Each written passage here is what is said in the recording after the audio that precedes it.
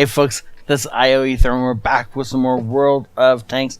As you can see, this is Perez in his Super Conqueror. This is a tier 10 game on steps. Ooh. So, should be quite a lot of fun. Yeah, I was gonna say something, and then I completely forgot. Oh well, doesn't matter. So before we get going, as always, ooh, look at the pretty decals on this tank. This is the digital camo, obviously, and he's got Ace. Wait, Ace. That seems a bit premature.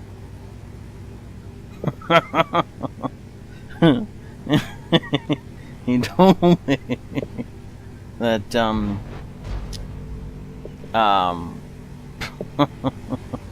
he hadn't aced this thing yet. Interesting. Anyways, I was gonna say, if you think this deserves the MVP for the week, then please hit that like button. If you like this kind of content, then please subscribe.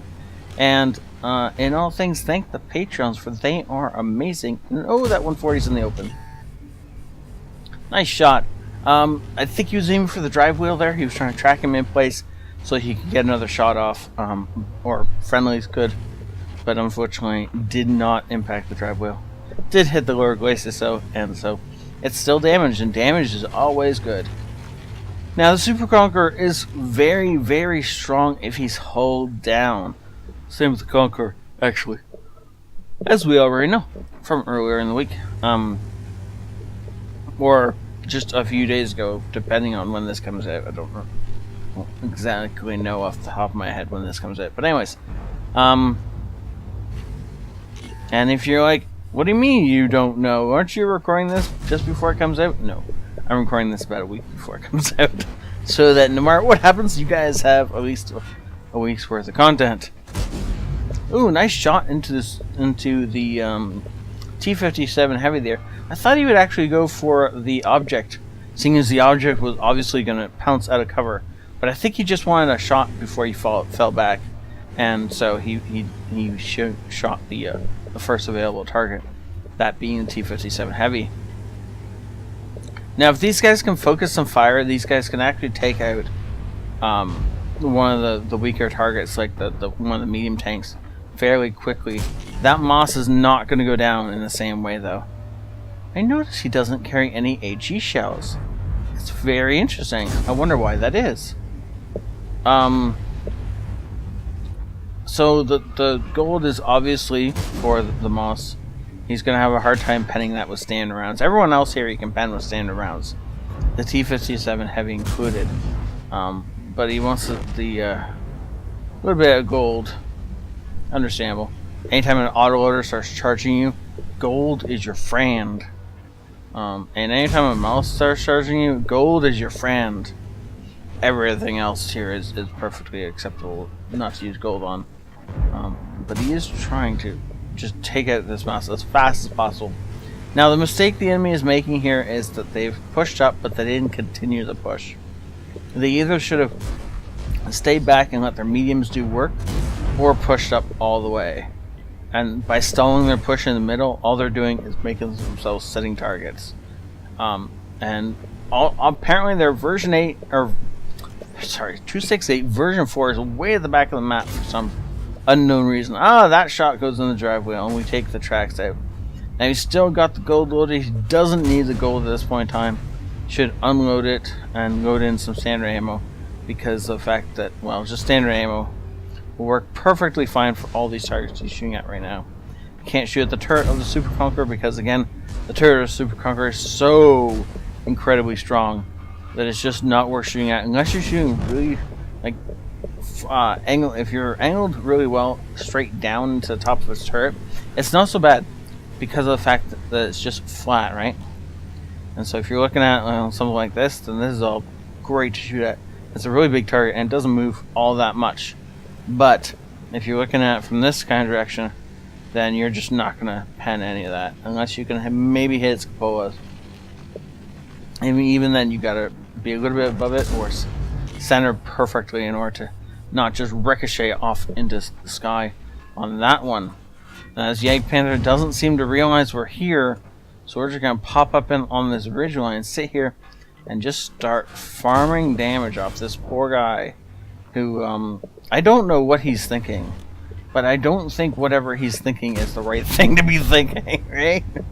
I mean, he's thinking something about how he needs to kill the guy he's going to shoot at. But he's not thinking, oh, I should make sure I'm in cover while I'm doing this. I do wish one of these rounds could be fired at a track, but obviously we're aiming at something that's 560 meters away. Just the fact that we hit it is nice at that range. The Conqueror doesn't have a laser on it. It's not like we're driving something like a Leopard. Or, I can't remember any of the lasers in the game right now. But there are guns in this game that can hit, the door handle in a barn across the map, through a window, and sometimes skid that around a corner. But this is not one of those guns.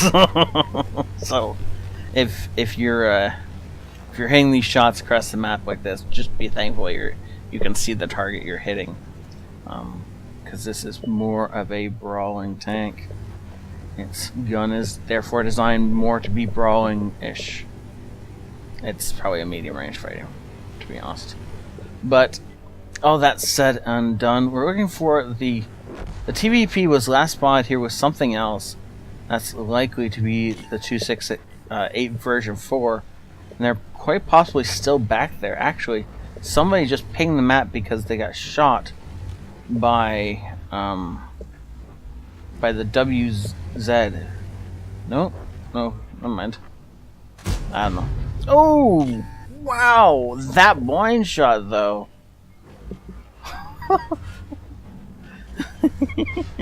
He guessed at that one. So I do have to ask you, Brez, how did you know he was there? I mean, it's a really obvious shot for me, but I do want to hear what you were thinking at the time. That is a really great spot for medium tanks with gun depression to sit and look down on the enemy, and you can actually use that bush to great advantage if you're a medium tank with gun depression and take great big pot shots at people before they even know you're there. But I'm kind of wondering what tipped him off that he was there, or if that was just an absolute blind shot. Maybe he's there, maybe he's not. If this doesn't do anything, I don't care kind of shot. Ooh, nice job taking the tracks off. You do not want to get in front of the 268 version 4's gun, and he gets all this juicy spine damage as he goes ahead and just starts. Oh, that's a friendly. See, hugs at the end of battles. This is what wins battles. You find a friendly and you just hug them. Just not to death, okay? Do not hug friendlies to death. Though, I mean, you gotta do like 10 damage to a friendly, shoot a friendly in the back once in a while to make sure you don't get a battle buddy, right? Okay, good. Don't listen to that advice. 8,000 damage, good lord. And actually, so he's at 8,000 right now. I want to see how much he hit that TVP for. So we're going to switch over to this battle report and see how much. Oh, good lord, now I yawn. Mastery badge Ace Tanker. So yes, in the email he sent me, he did say that this was his first ace. And I was trying to figure out how not to spoil it earlier. So it does seem a bit premature that you had ace on your tank before you actually had the ace for the tank, right? Like, does anyone else think this is a weird disconnect? Maybe it's just me. Bruiser, Fighter, Fire Effect, High Caliber, and Tank Sniper. Well done, sir. Yeah, that's a friendly bash out. Who else did you hit? Because this says 37 friendly damage, but we only did 10 to the batch chat. So I don't know who the other 27 was to. But anyways, look at that. 8.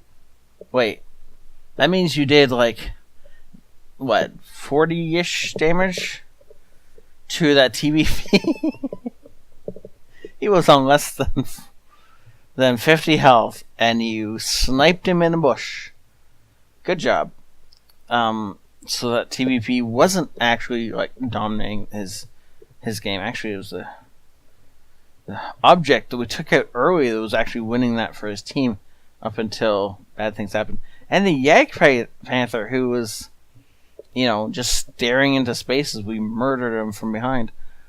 That was an interesting game, actually. Wow, nice job, sir. 8,000 damage. It didn't feel like that to me. It definitely didn't feel like that. But obviously that's exactly what happened. If he hadn't been firing gold all this game, he would have actually made money. And he didn't need to fire all that much gold. Now, granted, he still would have lost money. Maybe. He wouldn't have made that much, is what I should probably phrase it. Because of the fact he fired all but 4 rounds in the tank. Or something like that. I mean, this thing doesn't have a ton of ammo. And he fired almost all of it. He ran out of the premium rounds he was firing and had to switch back to standard AP. And so, yeah. If he had been just firing AP up the beginning, he would obviously have run out and then have been firing premium. But after that T-57 and the Moss died, I don't think he needed premium after that. After that, I assume he's working towards his mark of excellence. Actually, come to think of it. If he's firing gold the entire game, that's probably what he's going for. He'll have to tell us in the comments. And until then, thank you so much for watching, all. Please remember, if you think this deserves an MVP, then please hit that like button. If you think that you'd like to see more of this kind of content, please subscribe. And all thanks, thank the Patreons, who are amazing. And they are, without them, I wouldn't be able to get a ton of stuff done. So thank you all for watching. Have a great night. This is IO Ether out.